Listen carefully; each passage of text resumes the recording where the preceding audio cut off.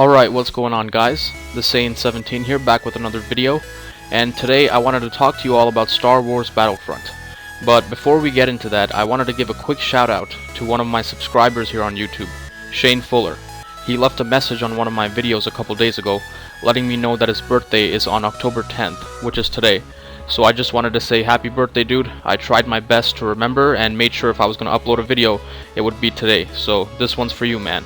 Thanks a lot for the support, and I hope you have an awesome day, or had an awesome day with your friends and family. So yeah, with that being said guys, let's get into the topic of this video. Now for me, 2014 was a pretty boring year when it came to gaming, especially on the PS4. I made videos even saying I regret buying a PS4 on launch, simply because there was nothing to play on the damn console. And the same goes for the Xbox One. Both of those consoles had pretty mediocre launches in my opinion, but 2015, man, 2015 really turned things around. All the games I was looking forward to came out this year. First one was Dragon Ball Xenoverse. You already know my thoughts on it because I did a review of it, but you know I'm the Saiyan17. I get excited for anything and everything Dragon Ball related. Next game was Batman Arkham Knight. A very controversial game, especially the PC version, but I played it on the PS4, so I thought it was well worth the wait. It's not my favorite one in the series. I think I like Arkham City better story-wise, but Arkham Knight definitely had the best gameplay. Next game was Metal Gear Solid 5, a Hideo Kojima game if I may add. Another controversial game because of the whole Konami versus Kojima thing. In my opinion, that game is absolutely fantastic. I have over 125 hours so far into the game, and I cannot stop playing. MGS5 is definitely my game of the year so far, but now, here comes the final game I was looking forward to. Star Wars Battlefront. The beta just dropped 2 days ago. Hopefully all you Star Wars fans have had the chance to play it. I'm playing on the PS4 and I'm having an absolute blast. Now I'm gonna be honest with you guys, going into this game, I was very skeptical, because this game was being developed by DICE.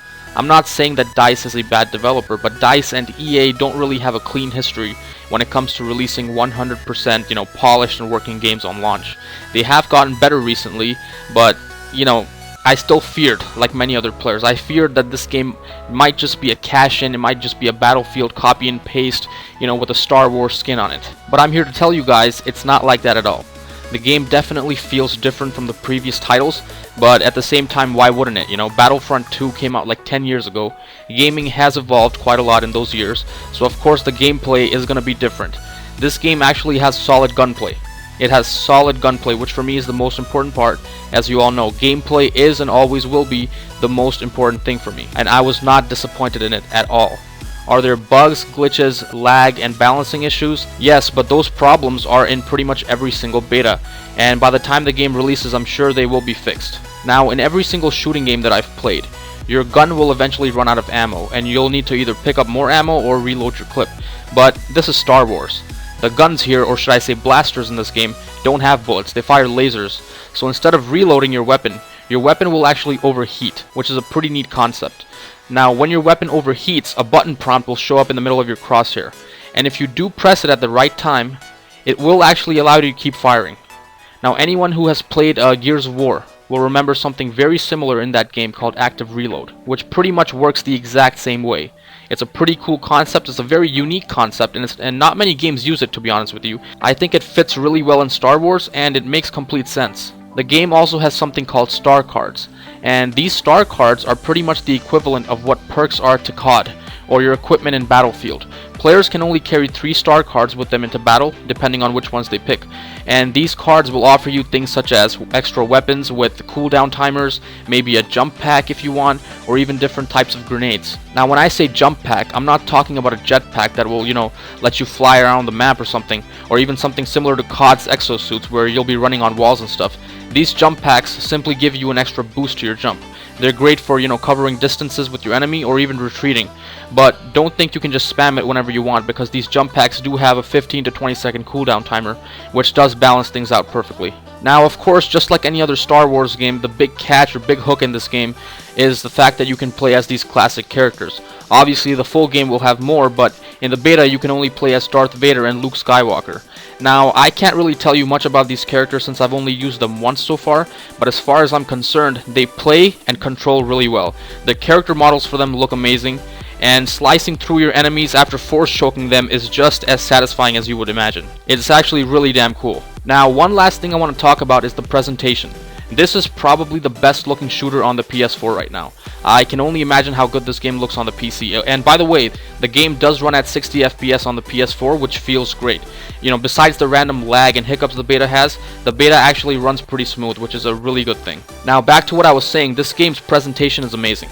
It does a really good job at bringing the Star Wars universe to life. The environments, the character models, the weapons, the explosions, the effects of the lasers as they're hitting the stormtroopers, everything is straight out of the movies, man, and it looks fucking amazing. Also, this game probably has some of the best sound design I've ever heard in a video game. Ever. The different voices, the sounds of weapons, the sounds of the different vehicles, especially the classic Star Wars music playing in the back. All of this put together is absolutely flawless, especially if you're playing the game with a headset on. It's like porn to your ears. Running into battle with the music in the back just makes you feel like a badass. It makes you feel like you're living and you're in a real battle inside the Star Wars world. To be honest, guys, that's all I really gotta say. At the end of the day, the game feels different in a good way. People who like constant fast-paced action will keep playing COD. People who like large-scale military shooters with vehicles will play Battlefield. And people who like this sort of MMORPG style grindy progression system in their shooters will play games like Destiny. Just like all those shooters, Star Wars is different.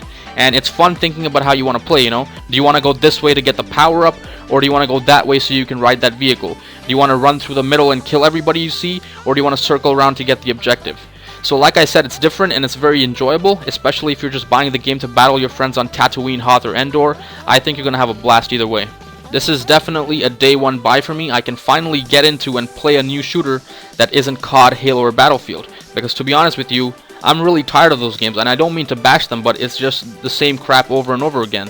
I'll be picking this game up over Black Ops 3 easy for sure, and the best part is that the game's coming out on November 17th, which is my birthday, so I may just end up getting the game for free as a gift or something. I'm definitely not gonna complain if that happens, but anyways guys, thank you for watching. We are moving into our new house today, so the next time I make a video, I'll be back with Dragon Ball Z content for you guys once I've got everything hooked up and running. So yeah, once again, thank you guys for watching, and I will see you guys later. Peace.